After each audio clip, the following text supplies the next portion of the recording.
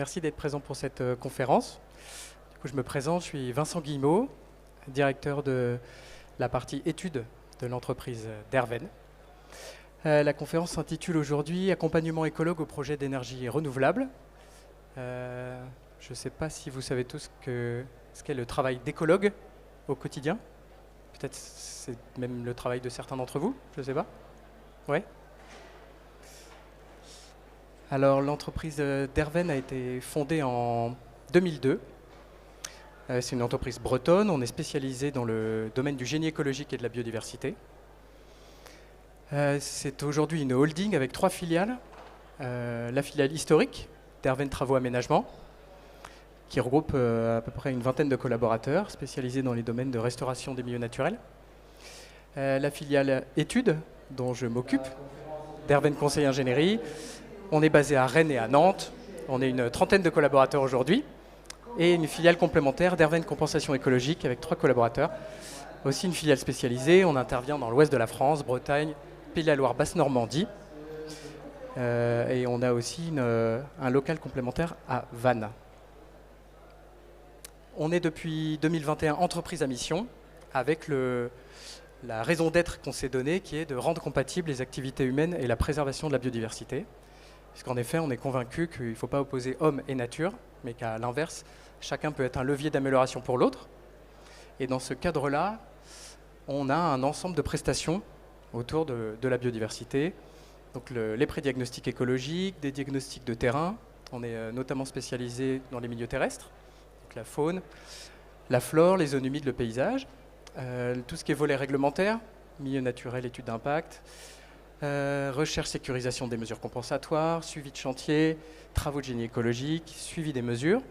Et on a aussi des activités complémentaires, notamment stratégie conseil aux entreprises, sur le volet de la prise en compte de la biodiversité. Et on va aussi ouvrir un nouveau thème cette année, qui va être le sujet de la formation, que je n'ai pas mis sur le diapo, mais qui nous tient aussi beaucoup à cœur, pour partager nos compétences. Et la spécificité de Derven, c'est d'avoir ce sujet de clé en main, de pouvoir intervenir très en amont, dans la partie des diagnostics, jusqu'à l'extrême aval des projets, la mise en œuvre des travaux et leur suivi. Donc il y a une spécificité de clé en main. Pour revenir au sujet qui nous intéresse aujourd'hui, qui sont les ENR, on sait qu'il y a 2 objectifs nationaux majeurs et qui malheureusement sont potentiellement antagonistes. Le fait, d'une part, d'atteindre la neutralité carbone à l'horizon 2050, et par ailleurs des ambitions fortes de restauration des milieux naturels sur au moins 20% des terres et des zones marines d'ici à 2030. Or, les projets d'aménagement du territoire peuvent potentiellement avoir des impacts sur la biodiversité. Les 2 sujets sont importants, les enjeux sont complexes et il est difficile de les concilier, chacun devant ne pas particulièrement être prioritaire. Donc il y a pas mal de guides qui sont sortis ces dernières années, photovoltaïque et biodiversité, éolienne et biodiversité, etc.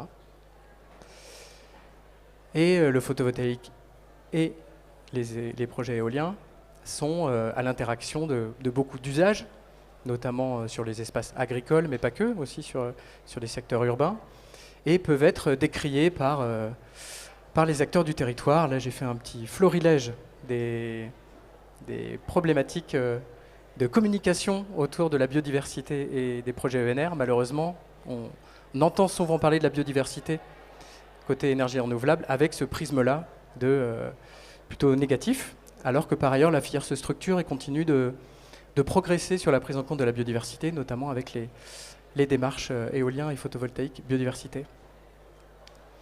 Et pour ne rien faciliter, les commissions scientifiques qui rendent des avis sur les projets sont elles aussi assez frileuses par rapport à la prise en compte de la biodiversité par les projets, avec la saisine du Conseil national de la protection de la nature, la saisine du CSRPN Pays de la Loire. Il va y en avoir une bientôt côté Bretagne, avec des attentes très fortes sur une meilleure prise en compte de la nature par les projets ENR.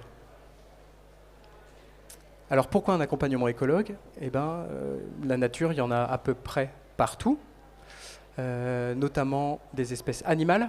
Quasiment toute la faune de notre territoire est protégée, sauf les espèces chassables, donc on peut en trouver très largement. Peu d'espèces végétales sont protégées malheureusement, mais il y en a qui sont largement répandues.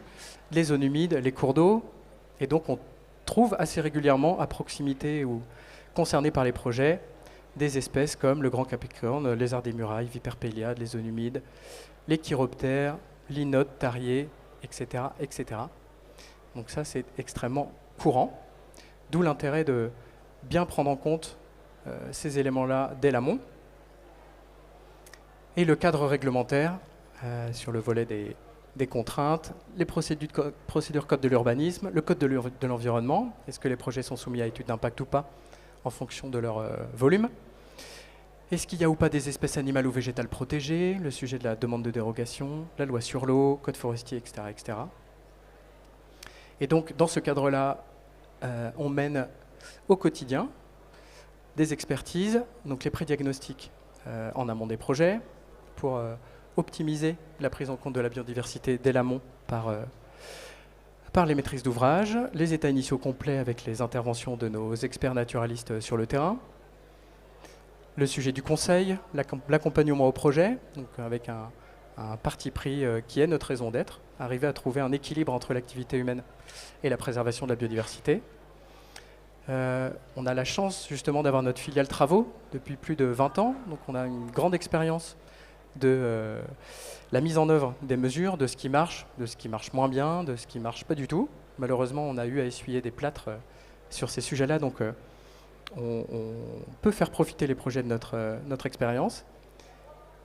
Et puis c'est un peu bête à dire, mais on prête aussi une forte attention à notre indépendance d'expertise, et on est aussi passionné et impliqué. On est par ailleurs tous impliqués dans des associations de protection de l'environnement, etc. Moi, je suis référent départemental pour le Conservatoire botanique de Brest, et je suis au CSRPN de Bretagne, donc je fais le pont entre le milieu plutôt militant et la partie plutôt entreprise privée. Et donc il y a à destination des maîtrises d'ouvrage qui ne seraient pas très expérimentées dans la prise en compte de la biodiversité, des impondérables qui sont attendus aujourd'hui dans les projets, la durée, 4 saisons pour les inventaires, le fait de mobiliser des experts du contexte biogéographique, mais aussi de certains taxons. Ça représente un coût, mais c'est incontournable aujourd'hui. Pouvoir alerter au fil de l'eau et réaliser un évitement ambitieux. Aujourd'hui, on ne peut plus plaquer des projets sur les milieux naturels sans pouvoir justifier d'une démarche éviter-réduire qui soit suffisante, puis réaliser les suivis des engagements en phase chantier puis en phase exploitation. Et avant de passer la main à mon collègue, je voulais continuer de militer pour l'intérêt du pré-diagnostic. On arrive encore trop tardivement sur certains projets qui sont déjà ficelés, etc. Là, le fait de pouvoir passer en amont, indépendamment du projet qui va être réalisé, ça permet quand même de faire gagner du temps, ça permet aussi du coup de faire gagner de l'argent à la maîtrise d'ouvrage, ça permet d'optimiser les projets, ça permet de limiter le risque juridique. Et nous militons pour pouvoir mieux les anticiper et les systématiser. Voilà. Du coup, je vais passer la main à mon collègue qui va vous parler du sujet plutôt AMO-MOE. Bonjour à tous, donc Yann Bérou-Monnier, chef de projet réglementaire et AMO à Derven. Alors je vais rapidement vous faire un petit topo sur ce que c'est l'AMO ou le MOE écologue. Donc alors qu'est-ce que c'est? AMO, assistance à maîtrise d'ouvrage, MOE, maître d'œuvre. Donc on est sollicité dans le cadre de l'accompagnement de la maîtrise d'ouvrage et des entreprises de travaux en phase opérationnelle pour la bonne prise en compte des enjeux. Alors, sur l'aspect AMO, on va être sollicité sur l'appui à la conception ou lors de phases marché, donc lors de l'élaboration des volets environnementaux, des NRE, lors du suivi de chantier, où là on peut avoir un rôle de coordinateur environnement et biodiversité, et puis également en tant que rôle d'écologue de chantier, donc qui a un suivi, qui réalise des missions de suivi naturaliste, de diagnostic, de capture et relâcher d'espèces protégées lorsqu'on a des dérogations. Pour l'aspect MOE, donc on est également sollicité dans le cadre des mesures écologiques, donc là c'est plutôt en amont, lors des phases de conception de projet, où on peut réaliser des phases esquisses. Donc des esquisses, c'est on va dire les premières planches du projet. Les AVP, donc avant-projet, et les PRO, qui sont les projets définitifs. On est également sollicité en phase marché, donc tout ce qui est ACT, DCCE et Visa, donc des termes un peu barbares qui sont au sein des marchés MOE. Et puis également lors du suivi de chantier en tant que tel.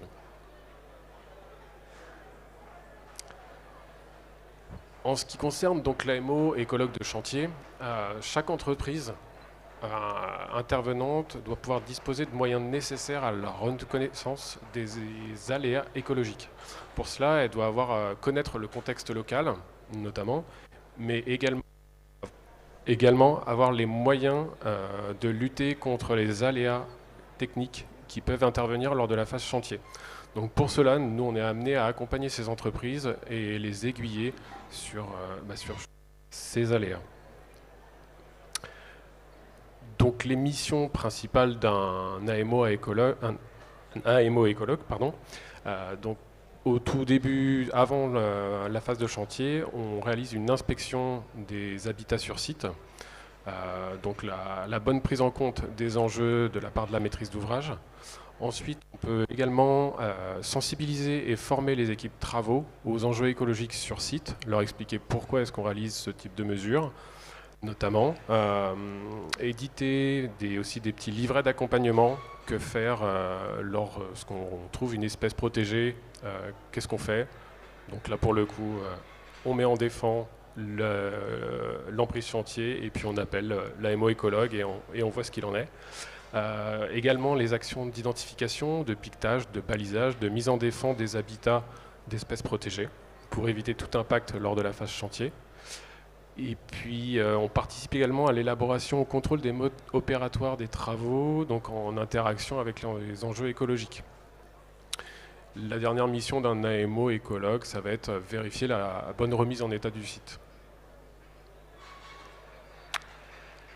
Sur l'aspect plus suivi naturaliste dans le cadre de l'AMO écologue, on a donc un rôle de veille écologique, de veiller donc sur la faune et la flore présentes sur le site, de vérifier l'absence d'espèces protégées susceptibles d'être impactées par les travaux en cours. Et puis aussi, donc on peut avoir autant ce suivi en phase chantier que lors des premières années d'exploitation, où on va vérifier, notamment là on va prendre l'exemple des parcs éoliens, surveiller, faire un suivi mortalité, vérifier qu'il n'y ait pas trop de mortalité sur l'aspect des chauves-souris, mais également de la vie faune. Donc, et puis voilà. Là, je vais plus vous parler de la partie maîtrise d'œuvre en génie écologique. Donc là, ça va être une diapo très succincte qui reprend toutes les missions qu'on peut réaliser dans le cadre de cette prestation, où, comme j'ai pu l'expliquer tout à l'heure, on intervient aussi bien en phase conception, lors de la réalisation de plans en AVP ou en pro, dimensionnement d'une mare, comme on peut voir sur le petit schéma, leur localisation, l'implantation des linéaires de haies, le choix des essences. On réalise également donc les dossiers techniques pour les entreprises, donc tout ce qui est cahier des charges, si on a des méthodes spécifiques à imposer, des engins particuliers également.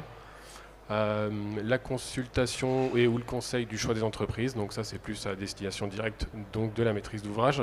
La direction de l'exécution des contrats et la coordination des corps de métier.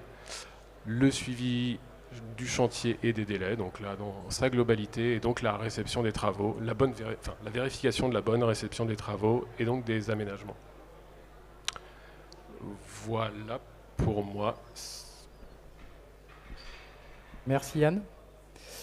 On voulait compléter... je vais te prendre ça, merci.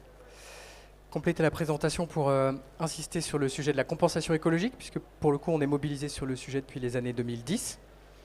On a été lauréat notamment en 2014 de la préfiguration de la compensation par l'offre avec d'autres opérateurs nationaux. C'est un sujet qui nous tient à cœur parce qu'on pense que c'est un levier important, notamment la compensation par l'offre, de mobiliser des moyens pour restaurer les milieux naturels.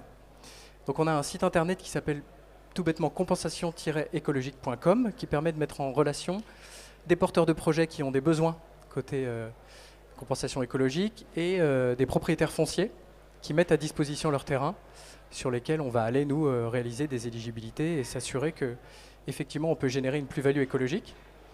On fonctionne avec un ensemble de partenaires qui nous font remonter des opportunités foncières, qui travaillent sur les sujets sur lesquels on n'est pas expert, notamment les volets juridiques, les volets fonciers, les volets forestiers, les volets agricoles. On est aussi tiers garant pour pouvoir signer des obligations réelles environnementales, les ORE. Et puis on travaille en collaboration avec nos filiales études et travaux. Et oui, je voulais un peu développer le sujet des SNCRR, et du coup il manque un C, les sites naturels de compensation, de renaturation et de restauration, qui sont un outil national piloté par l'État sur ce sujet de compensation par l'offre, l'objet étant de faire valider des unités de compensation que l'opérateur ira vendre à des porteurs de projets qui souhaiteraient en bénéficier.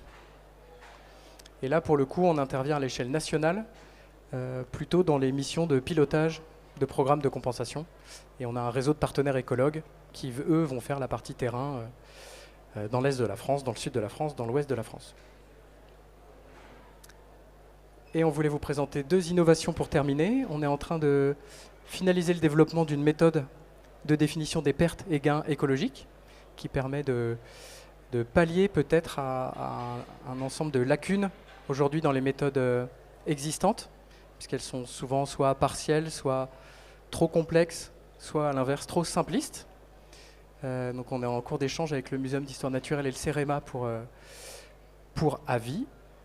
Et enfin, on a élaboré un ensemble de protocoles cadres de suivi en phase d'exploitation pour les projets photovoltaïques au sol notamment, qui est en cours de validation par le CSRPN Bretagne et qui du coup sera adjoint à la future saisine et doctrine photovoltaïque de la commission scientifique régionale bretonne, voilà, avec des typologies de protocoles adaptés en fonction des projets.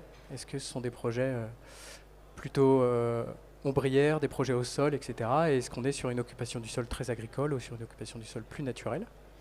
Et donc on a un ensemble de protocoles très détaillés qui vont nous permettre d'améliorer un peu la connaissance des impacts des projets photovoltaïques notamment, puisqu'il y a beaucoup d'a priori et malheureusement encore peu de données concrètes et factuelles sur l'ouest de la France. Il y a beaucoup plus de données dans le sud, parce qu'il y a beaucoup plus de projets, tout simplement. Voilà. Bah, écoutez, on vous remercie pour votre attention. N'hésitez pas à nous contacter, vous avez nos adresses qui s'affichent, nos numéros de téléphone. Et je ne sais pas si vous avez des questions.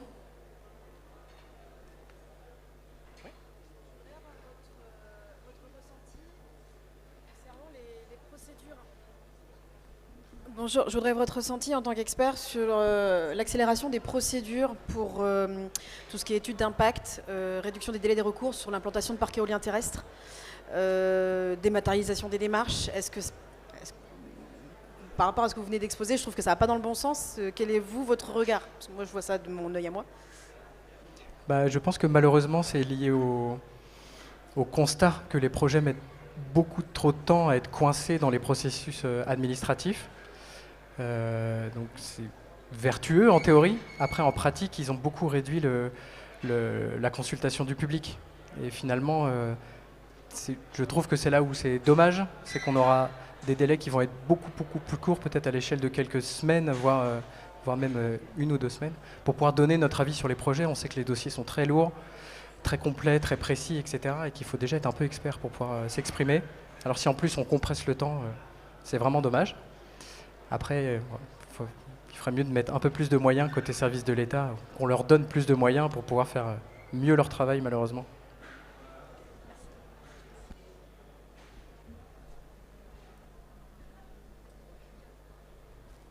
Pas d'autres questions ?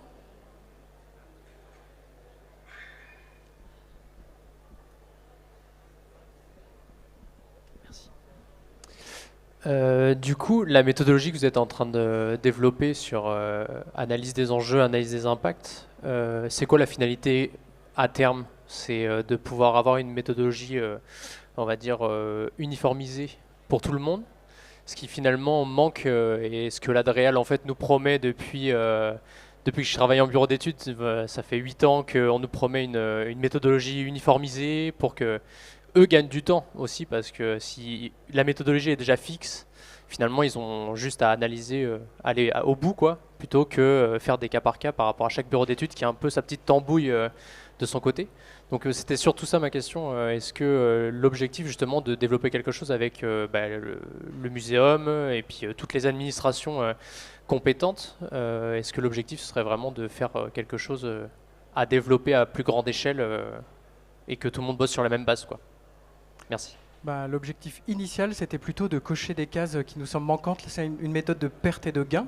Aujourd'hui, on dit je fais de la compensation écologique, regardez, ça compense les impacts et la destruction des milieux naturels. Et c'est fait vraiment au doigt mouillé. Aujourd'hui, malheureusement, on n'a pas de méthode qui soit suffisamment précise tout en étant appliquée. Donc la première case qu'on voulait cocher, c'était celle-là. Ensuite, derrière, si ça permet de rajouter une pierre à l'édifice pour qu'elle soit utilisée parce qu'elle semble pertinente et qu'elle puisse faciliter la vie de tout le monde, au contraire, nous, on ne sera que heureux de la partager et qu'elle soit mobilisée. Mais oui, effectivement, aujourd'hui, il n'y a pas de méthode uniformisée. Chacun y va un peu avec son sentiment ou voilà.